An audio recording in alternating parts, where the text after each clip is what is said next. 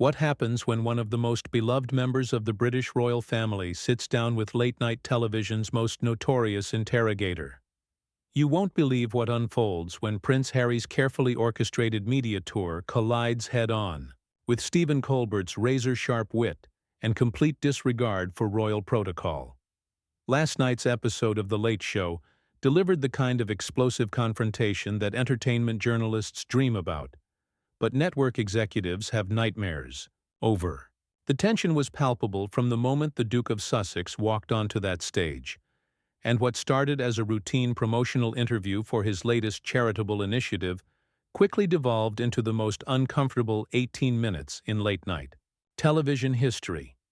Before we get into this incredible story, make sure you hit that subscribe button and drop a comment below, because you're not going to believe what unfolds when two of the most media-savvy personalities on the planet go head-to-head in a battle of wits that nobody saw coming. The atmosphere in Studio 57 was already electric as Prince Harry made his entrance to thunderous applause from the studio audience. Dressed in his signature navy blazer and crisp white shirt, the Duke appeared relaxed and confident, flashing that famous Windsor smile as he settled into the guest chair across from Colbert.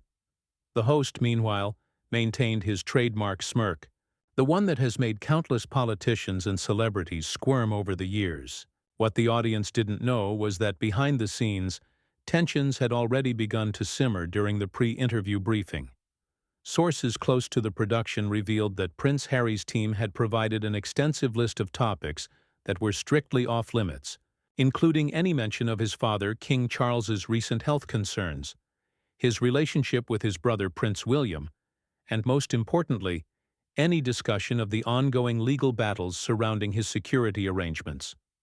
Colbert, never one to shy away from controversy, had reportedly pushed back against these restrictions, arguing that such limitations would make for boring television. The compromise reached was that the interview would focus primarily on Harry's upcoming documentary about mental health awareness among military veterans. But as viewers would soon discover, Stephen Colbert had no intention of staying within those carefully drawn boundaries. The first few minutes proceeded smoothly enough, with Harry discussing his passion project with genuine enthusiasm. He spoke eloquently about the invisible wounds that veterans carry long after their service ends, drawing from his own experiences in Afghanistan and his work with the Invictus Games. Colbert nodded along, asking the expected softball questions about the documentary's production timeline and the inspiring stories of the veterans featured in the film. The studio audience was clearly captivated by Harry's sincerity and charm, hanging on every word as he described the courage it takes for these men and women to share their struggles with mental health. But seasoned Colbert watchers could sense something lurking beneath the host's seemingly supportive demeanor.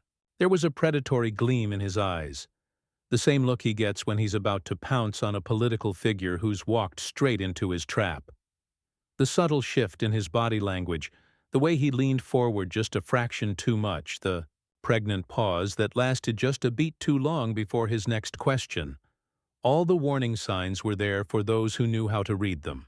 "It's fascinating how you've channeled your own military experience into advocacy work," Colbert said, his voice carrying that deceptively casual tone that had fooled so many guests before. "Speaking of your service, there's been quite a bit of discussion lately about protection and security for former military personnel who've served in sensitive areas. I imagine that's something you think about quite a bit." The question seemed innocent enough on the surface, but Harry's media training kicked in immediately. His shoulders tensed almost imperceptibly, and there was a brief flicker of wariness in his eyes before he composed himself. "Well, Stephen, tonight is really about highlighting the incredible work these veterans are doing," Harry responded diplomatically, attempting to steer the conversation back to safer ground. "The documentary showcases their journey from struggle to triumph, and I think viewers will be amazed by their resilience." It was a textbook deflection, the kind of smooth pivot that royal media training produces, but Colbert wasn't about to let him off that easily. The host's smile grew wider, more predatory. "Oh, absolutely, their resilience is remarkable. But speaking of journeys and personal security, there's been some interesting developments in your own legal case regarding protection services. The taxpayers are funding quite an expensive court battle, aren't they? Some might say it's a bit rich asking for special treatment, while simultaneously criticizing the very institution that would provide that protection. The temperature in the studio seemed to drop several degrees. Harry's jaw tightened visibly, and for the first time since sitting down, his carefully maintained composure showed cracks. The audience, initially confused by the sudden shift in tone, began to sense that something was going seriously wrong. This wasn't the light-hearted banter they'd expected from a promotional interview about veterans' mental health. "I think there's been some misunderstanding about the legal proceedings," Harry said, his voice taking on a colder edge. "This isn't about special treatment, Stephen. It's about basic security for my family, something that shouldn't be politicized or used as entertainment fodder." The word entertainment hung in the air like an accusation, and Colbert's eyebrows shot up in mock surprise. "Entertainment fodder? I'm sorry, Your Royal Highness, but wasn't it your decision to make your private, family matters very public entertainment? The interviews, the memoir, the Netflix series, that was all entertainment, wasn't it? Or are we supposed to pretend that multi-million-dollar media deals aren't about entertainment?" Colbert's voice carried a sharp edge now, all pretense of friendly conversation abandoned. The studio audience was now completely silent, sensing they were witnessing something unprecedented. Harry leaned forward in his chair, his hands clasped tightly together, knuckles white with tension. "There's a difference between sharing your truth and having it twisted for cheap laughs," he shot back, his famous composure finally beginning to crack. "My family's safety isn't a punchline, and frankly, I'm surprised someone of your supposed intelligence would stoop to this level." Colbert's laugh was cold and calculating. "Oh, so now we're questioning my intelligence? That's rich coming from someone who complained about his family cutting him off financially while sitting on a multi-million-dollar inheritance. But let me ask you this, Prince Harry. If privacy and safety were really your priorities, why are you here? Why are you on every talk show, every podcast, every streaming platform that will have you?" The confrontation was escalating rapidly, and what had started as subtle jabs was now becoming an all-out verbal assault. Harry's face flushed, red, a combination of anger and embarrassment as Colbert's words hit their mark. The host was relentless, pressing his advantage like a skilled prosecutor cross-examining a hostile witness. "You want to know why I'm here?" Harry's voice was rising now, his carefully cultivated American media persona giving way to something more raw and authentic. "Because people like you make it impossible to have a genuine conversation about issues that actually matter. You're more interested in gotcha moments and viral clips than addressing the mental health crisis facing our veterans." But Colbert wasn't backing down, and the audience could sense that something explosive was building toward an inevitable climax that would change everything. The host leaned back in his chair with the confidence of a man who knew he had his target exactly where he wanted him. "You know what I find fascinating, Harry?" Colbert's voice dripped with condescension as he used the prince's first name without the customary title, a deliberate slight that didn't go unnoticed. "You talk about mental health and supporting veterans, which is admirable, truly. But here's what I don't understand.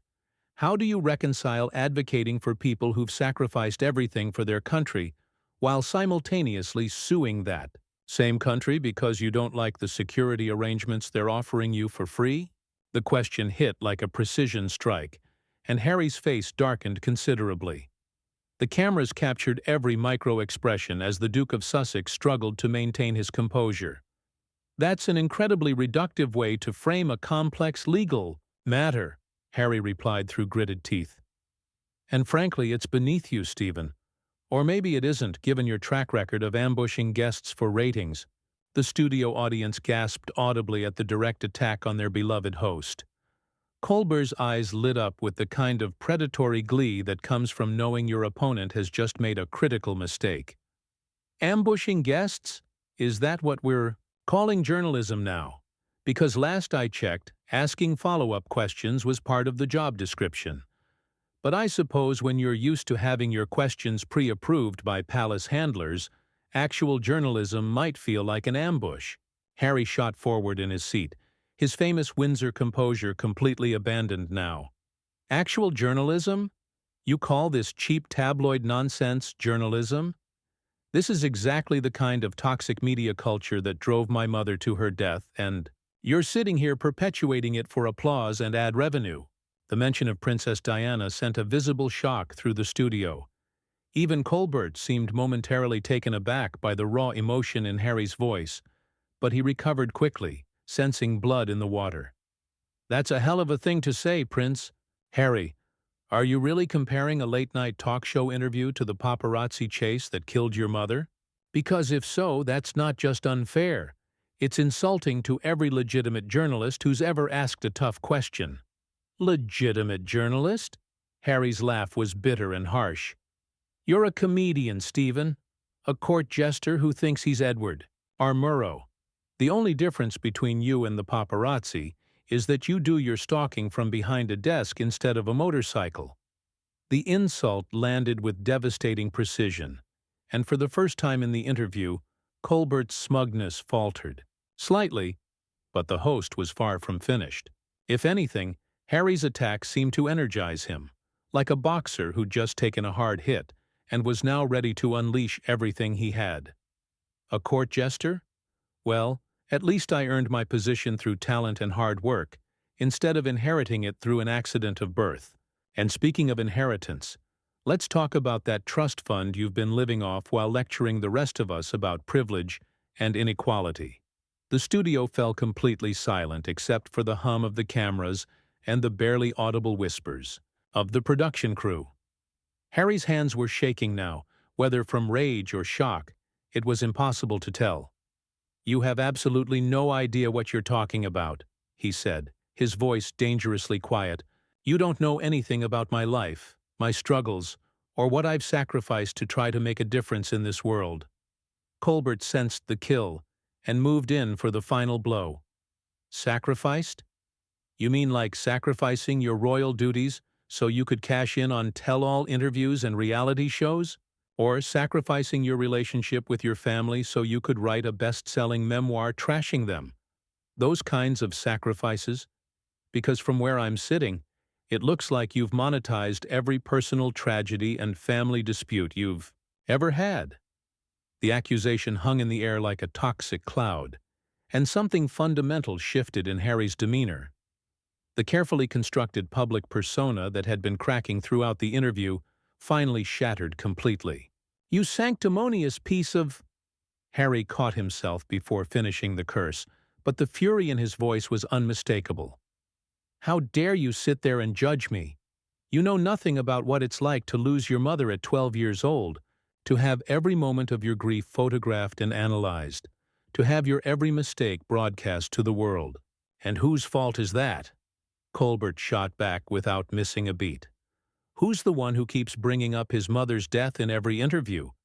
Who's the one who can't seem to tell his story without dragging his family through the mud? You want privacy? Then stop talking. You want to honor your mother's memory? Then stop using her death as a weapon against anyone who dares to question your choices. The words hit Harry like physical blows, and he visibly recoiled as if he'd been slapped. The audience was now witnessing something that went far beyond uncomfortable television. This was a complete breakdown of civility, a raw and brutal exchange that neither man seemed able to control. Harry's face was flushed red, his breathing shallow and rapid, while Colbert sat across from him with the satisfied expression of a predator who had successfully cornered his prey. "That's enough," Harry said, his voice barely above a whisper but carrying the weight of absolute finality. "This interview is over." He moved to remove his microphone, but Colbert wasn't finished. "Oh, we're just getting started," the host said, with a cruel smile. "We haven't even talked about your wife yet. Meghan must be so proud watching you self-destruct on national television." though I suppose she's used to it by now, given how spectacularly you've handled every other public appearance since leaving the royal family. The mention of his wife was the final straw, and Harry's reaction was instantaneous and explosive. Harry lunged forward in his chair, his face contorted with rage as he pointed an accusatory finger directly at Colbert's face. "Don't you dare! Bring my wife into this, you pathetic excuse for a human being!" The words came out as a roar that reverberated through the studio, causing several audience members to gasp and lean back in their seats. The raw fury in his voice was unlike anything anyone had ever heard from a member of the royal family, and the cameras captured every second of his complete meltdown. Colbert, rather than backing down, seemed to relish the chaos he had unleashed. Pathetic excuse for a human being? That's rich coming from someone who abandoned his country and his duty the moment things got a little challenging. Tell me, Harry, does Meghan know she married a quitter? Or did you save that revelation for after the wedding? The studio erupted in shocked murmurs as Harry shot to his feet, his chair rolling backward from the force of his movement. His hands were clenched into fists at his sides, and for a terrifying moment, it looked like he might actually take a swing at the host.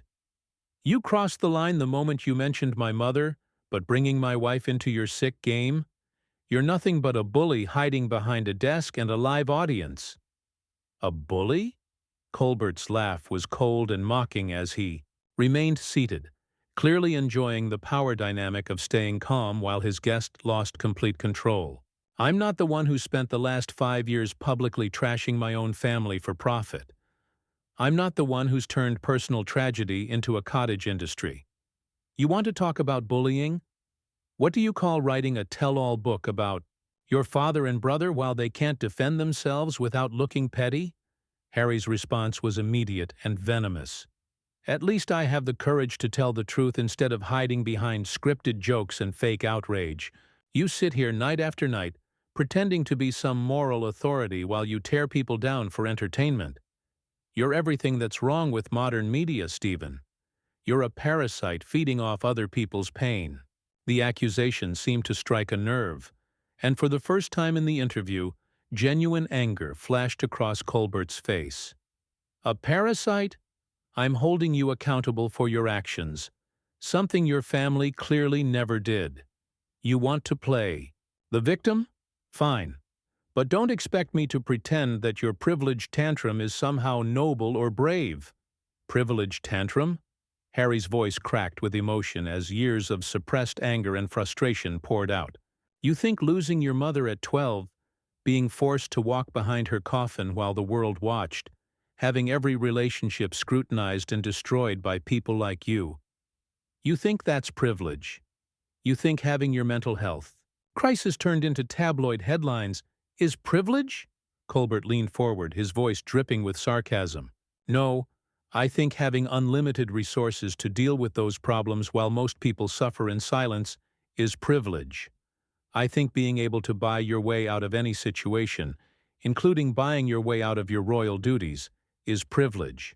And I think lecturing the rest of us about inequality while living in a Montecito mansion is the height of privilege." The words hit Harry like a physical blow, and something inside him seemed to snap completely. "You know what, Stephen? You're right about one thing. I don't have to sit here and listen to this garbage from a second-rate entertainer who peaked 20 years ago on a basic cable show. At least when I walked away from my family, I had the decency to do it privately. You're doing it to me on live television for ratings." Colbert's smile was predatory as he sensed total victory. "Privately? Is that what you call multiple primetime interviews, a Netflix documentary series, and a best-selling memoir? Because if that's your definition of private, I'd hate to see what you consider public." Harry began furiously yanking at his microphone, his hands shaking with rage as he struggled with the equipment. "This is exactly why I left. This toxic, parasitic media environment that destroys everything it touches. You're not a journalist, Stephen. You're not even a comedian. You're just a bully with a platform, and I'm done being your punching bag." "Oh, please," Colbert said with theatrical dismissiveness. You're done being my punching bag? You made yourself a punching bag the moment you decided to monetize your family drama. Don't blame me for pointing out the obvious contradictions in your sob story.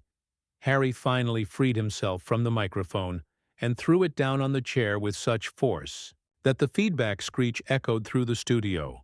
Sob story? My mother is dead because of people like you, and you're calling it a sob story? You're absolutely disgusting, and I hope America sees you for the toxic fraud you really are. The studio audience was completely silent now, some people covering their mouths in shock, others holding up their phones to capture the unprecedented meltdown. Harry turned to face the audience directly, his voice breaking with emotion. I came here tonight to talk about veterans' mental health, to shine a light on people who've sacrificed everything for their country.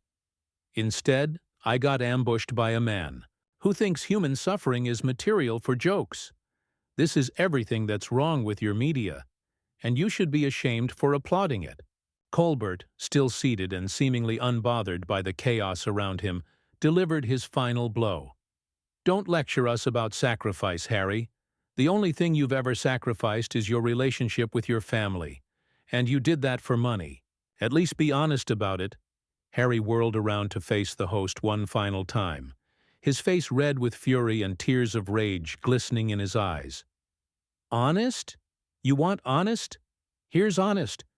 You're a pathetic, bitter man who gets his kicks from destroying people on television because your own life is so empty and meaningless.